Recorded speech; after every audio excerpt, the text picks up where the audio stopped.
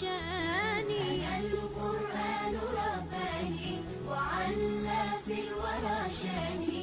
أنا القرآن أدبني. أنا القرآن نقاني. Donc Allah subhanahu wa ta'ala il dit, donc il parlait la nuit. وَبِالْأَسْحَارِ هُمْ يَسْتَغْفِرُونَ. Il parle quelle beauté. Ils clôturent leur nuit au moment de suhour, sahar. C'est pour ça qu'on parle suhour, ça vient vraiment de ce moment-là. Quand vous prenez votre suhour, c'est bien avant l'aube. L'aube, dans ce moment-là, et vous savez, dans ce moment-là, c'est un moment très, très important. Ils sont quoi? Ils demandent pardon. Ils demandent pardon. Ils ont passé toute la nuit en train de prier et à la fin, ils demandent pardon. C'est que des gens, ils ne voient que leur imperfection. C'est des gens qui voient leurs défauts, ils voient leurs manquements, plutôt qu'ils voient leur ego. Ils ont effacé complètement leur ego et ils ne voient plus leur gloire personnelle parce qu'ils ont fait quelque chose, ils ont veillé la nuit. Ils sont vraiment dans une attitude d'humilité qui leur touche parce que avoir cette attitude d'humilité, ça permet à la personne toujours de s'améliorer, de s'auto-corriger. Regardez dans cette sourate, d'ailleurs, sourate al-Mu'minun, dans la sourate 23, verset 57 jusqu'au 61. Et dans ces passages coraniques, Allah Ta'ala parle déjà de ceux qui sont dans l'association fi Ghamra, dont on a évoqué. Il parlait d'une autre attitude spirituelle. Il dit, il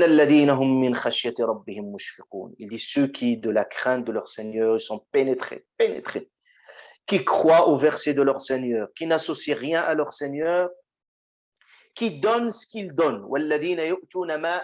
Ils donnent ce qu'ils donnent, tandis que leur cœur, tandis que leur cœur, ils sont pleins de crainte qu'ils doivent retourner à leur Seigneur. Il dit Allah Ta'ala, ceux-là se précipitent, se précipitent vers les bonnes actions, ils sont les premiers à les accomplir. Aïcha radiallahu anha, il s'est interrogé, il dit, qui sont ces personnes qu'Allah Ta'ala décrit dans ce verset coranique? Est-ce que c'est les gens qui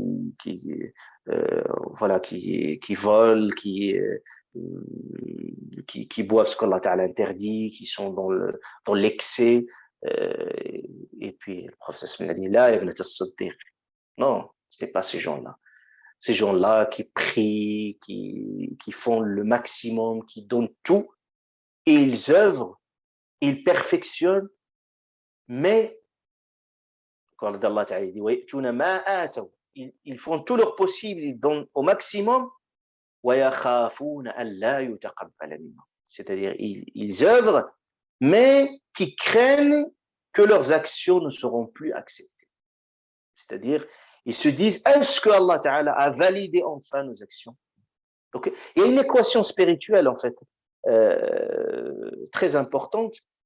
Plus on œuvre sincèrement, plus on est dans l'action constante, plus on connaît nos limites, plus on est vigilant par rapport à nos fautes, à nos défauts.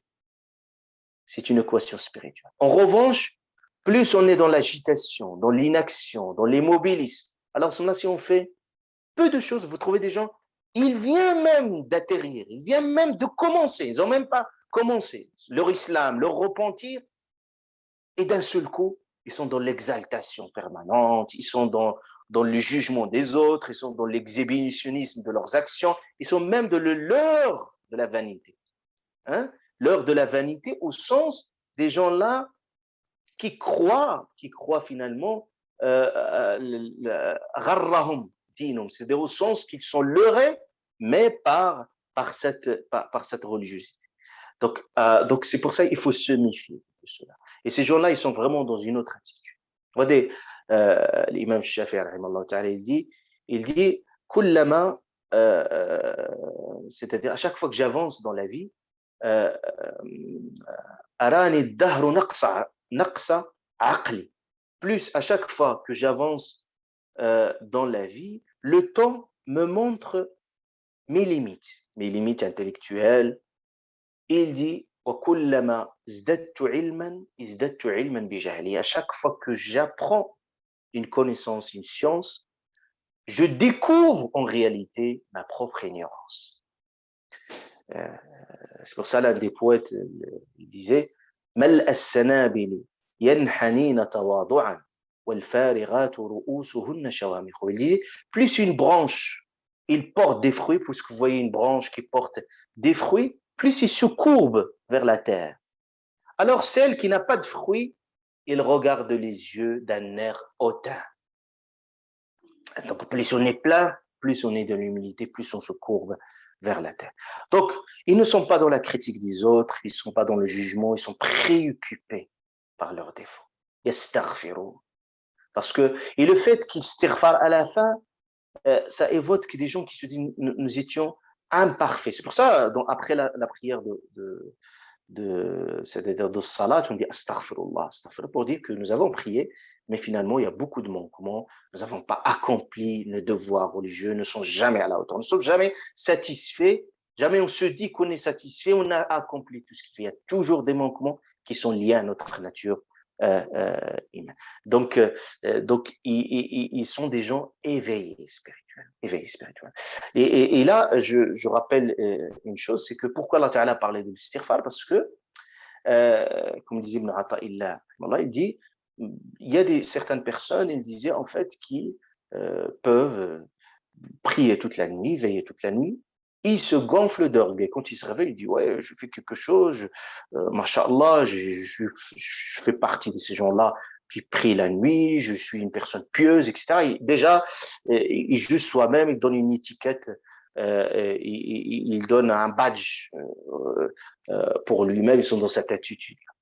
Et d'autres personnes, peut-être qu'il n'a pas prié toute la nuit, il s'est réveillé juste pour prier, salat al-subh, mais toujours il est dans le remords, dans l'autocritique, de se dire je ne suis pas à la hauteur, etc. Il a dit je préfère m'endormir et me réveiller pour la prière de Subh, au sens que, et puis je me réveille déjà repentant, je connais mes défauts, plutôt que de me gonfler.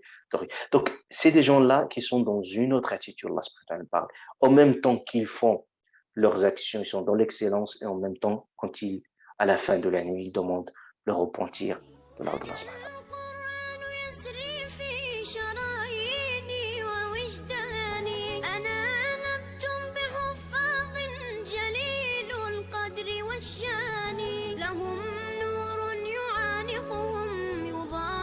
شمس أزمان